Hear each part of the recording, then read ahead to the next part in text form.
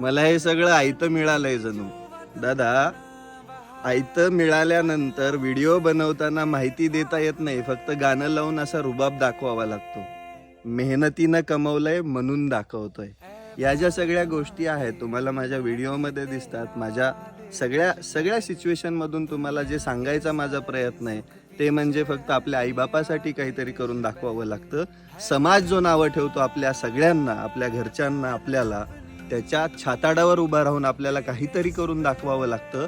या देशाचं, या समाजाचं आपण काहीतरी देणं लागतो, म्हणून आपल्याला काहीतरी करून दाखवावं लागतं.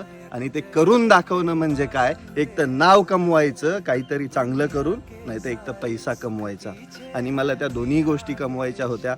माझ्या बापासाठी जगायचं होतं मला, म्हणून मी हे सगळं केलेलं आहे. ज्या वेळेस मला वारसामध्ये काही भेटलं प्रश्न येतो, तेव्हा मला वारसामध्ये माझ्या वडिलांनी ₹0 दिले, थोडीशी शेती दिली.